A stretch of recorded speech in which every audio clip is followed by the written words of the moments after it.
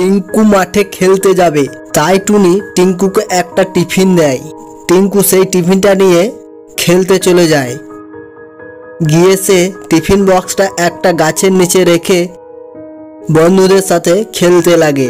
বেশ কিছুক্ষণ খেলার পর যখন টিঙ্কু টিফিনটা খেতে যাবে, তখন সে টিফিনের ভেতরে দেখে কিছুই নেই।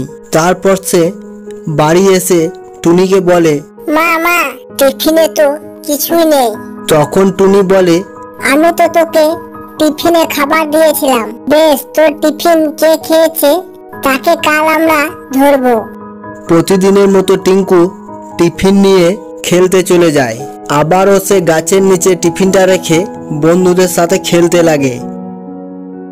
তারপর টিঙ্কু যেই টিফিনটা খেতে যাবে, অমনি দেখে টিফিনটা ফাঁকা। আর সে বাড়ি ফিরে আসার সময় দেখতে পায় একটা ডাইনি রাস্তায় বসে খুব কান্নাকাটি করছে আর বলছে, তুমি আজ টিফিনে কি দিয়েছিলিস? টিফিনটা খেয়ে তো খুব জ্বালা করছে। কে কোথায় আছিস, আমায় একটু জল দে। আর সেটা টিঙ্কু ও টুনি দেখে খুব আনন্দ পায়।